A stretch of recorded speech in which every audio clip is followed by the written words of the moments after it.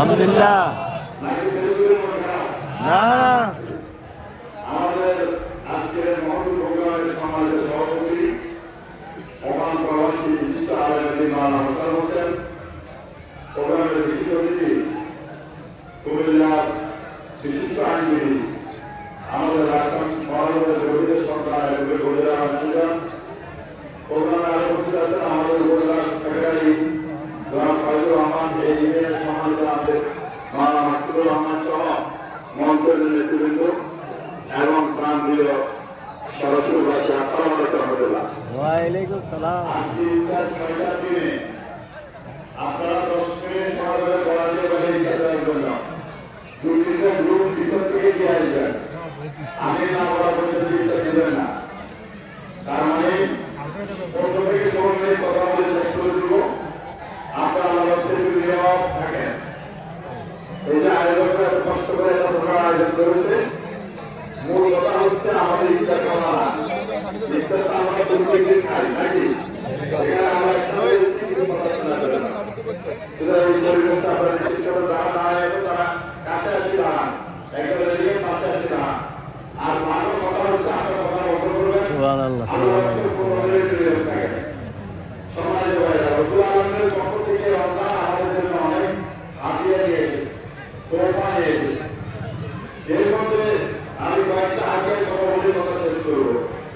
একটা হচ্ছে ইতিকাফ। আল্লাহ রাসূল বলেছে একজন ইতিকাফকারী যদি একদিন ইতিকাফ করে, একদিনের ইতিকাফের ব্যক্তি থেকে জাহান্নাম 3 খন্ডক দূরে চলে যায়। খন্ডক মানে বাংলা ভাষায় খাল। আপনাদের এখানে লক্ষ্য করবেন খাল আছে না, বা টাকা দিয়ে নদীরা খাল দিতে পারেন, এরকম খাল না। মানে ব্যক্তি থেকে জাহান্নাম 3 খাল দূরে যায়। খালের পাশ হচ্ছে পৃথিবীর পুরো ভাগ থেকে 25% যে দূরত্ব, এরকম পাশ, এরকম 3 খালকে একসাথে করে এরকম পাশ হবে। একদিনের একটা কাজ ব্যক্তি থেকে জাহান্নাম দিতে চলে যায়। এটাকে শুনুন কিনা বলেন। তারপরে সাইকেল দিন আমাদের 5 দিন, আমাদের 3 দিন, না হলে আপনার একদিনের একটা গেল হয়ে যায়। 2 নম্বর হচ্ছে যে এই রমজানের বড় হাদিয়া হচ্ছে লাইলাতুল কদর। এই লাইলাতুল কদর এই ইবাদত হাজার মাসের ইবাদতের উত্তম। এখন এই ইতিকাফকারী লাইলাতুল কদরের সওয়াব পাবে, কারণ আল্লাহ রাসূল বলেছে তোমরা শেষ দিনের বেজর রাতে লাইলাতুল কদর তালাশ করো। অর্থাৎ শেষ দিনের বেজর রাতে আছে 21, 23, 25 এরকম রাতগুলোতে লাইলাতুল কদর হলো পাওয়া যাবে, এটা গ্যারান্টি নেই। আমরা বাংলাদেশের মানুষ 27 রাত থেকে নির্ধারিত করি। এখন ইতিকাফকারী কিভাবে পাবে? হাদিসে এসেছে বাহিরের একজন লোক সারা রাত ইবাদত করা আর ইতিকাফের মসজিদে শুয়ে থাকা সমান কম। ফলে তারাবির পরে ইতিকাফকারী ঘুমাইলো, তেরাশো করছে, আরেকজন ঘরে আসি সারা রাত নামাজ পড়ছে, দুজনের সব সমান। ইতিকাফকারী এই 10 দিন মসজিদে ইতিকাফ করলে তিনি কদরের সওয়াব পাবেন। এটা হাজার মাসের ইবাদতের সওয়াব। এটা সুন্দর কিনা? এরপরে সুন্দর হচ্ছে মূল যে সুন্দরটা আমাদেরকে তাকওয়া গুনাহ নিতে করা। আর তাকওয়ার উপর স্থির থাকার জন্যই এই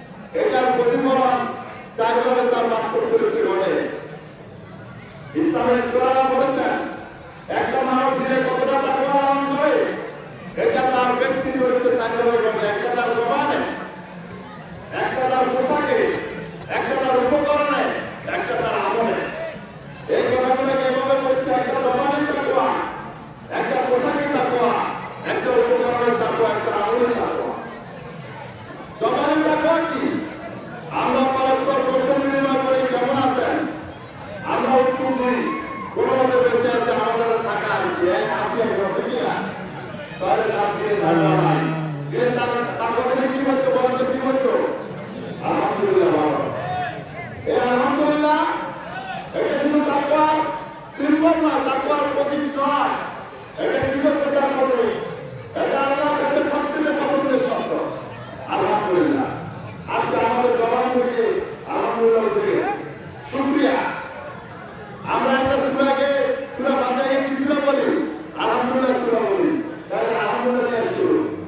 তাদের রাদিয়াল্লাহু বলেছেন সূরা ফাতিহা সম্পর্কে, এই আলহামদুলিল্লাহ সূরা সম্পর্কে আমি রাদিয়াল্লাহু তাআলা কিছু জ্ঞান, এটা আমাদের সবাই জ্ঞান, যত তাত্ত্বিক জ্ঞান, যত আধ্যাত্মিক জ্ঞান আছে।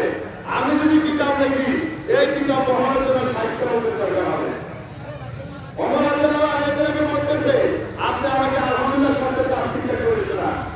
তিনি বলেছেন, এক কথা তাফসীর হলো আকাশের নিচে জমিনের উপরে কোন আল্লাহর মুখ থেকে উচ্চারিত আলহামদুলিল্লাহকে কোনো শব্দ আল্লাহর কাছে বর্ণনীয় নয়। এই শব্দটি সবচেয়ে প্রিয়।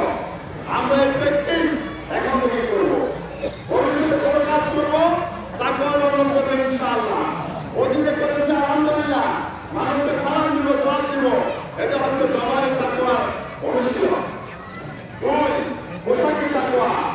আমার দাড়ি একটা তাকওয়ার পোশাক, আমার লেবাস তাকওয়ার ঐতিহ্য বহন করে। আল্লাহ রাসূল বলেছে, তোমরা এমন পোশাক পরিধান করবে না যেটা অন্য জাতির ঐতিহ্য বহন করে। সুতরাং আজকে আমাদের মুসলমানের সন্তানরা এমনভাবে জিন্সের প্যান্ট পরে, টি শার্ট পরে, টাইট প্যান্ট পরে, ক্লিন শেভ করে, তাকে হিন্দুরা মুসলমান এটাও বোঝা যায় না। সুতরাং আমাদের তাকওয়া লেবাস ধারণ করতে হবে। উপকরণের তাকওয়া, এই মোবাইলের উপকরণ, এটা রিংটোন, আপনি কতটা তাকওয়াবান তার নিদর্শন দাঁড়ায়। আপনার ঘরের মুশকিল, আপনার প্রত্যেকজনের টেলিগ্রাফি, পানির পর্দা, যেটা সবকিছু আপনার উপকরণগুলা আপনার তাকওয়ার নিদর্শন পেশ করে।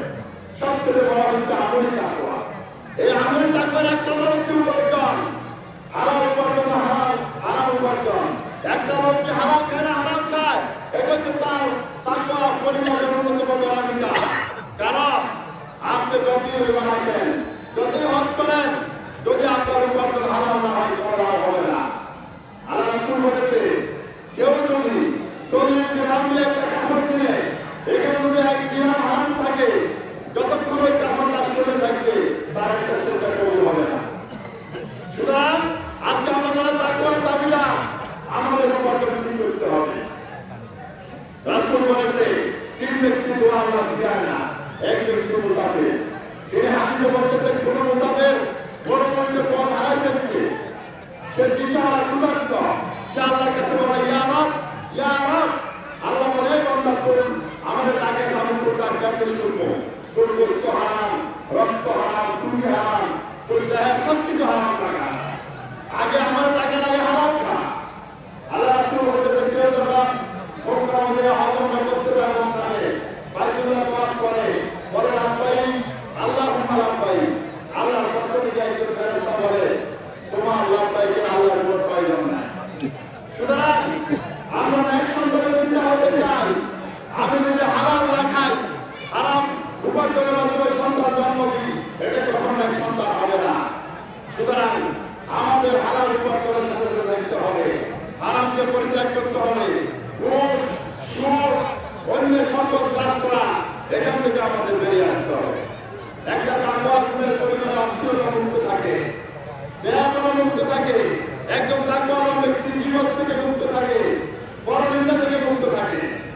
তাকওয়ার পরিবার কখনো ঘুষের কদর নেয় না, দেয় না, কখনো প্রতিবেশীর হক নষ্ট করে না, আত্মীয় হক নষ্ট করে না, কখনো মানুষের উপর জুলুম করে না। সম্মানিত ভাইরা, এই রমজানে আমাদের মূল শিক্ষার স্মৃতি, এই রমজানের মর্যাদার উৎসব কোরআন, যেটা আমাদের সুন্দর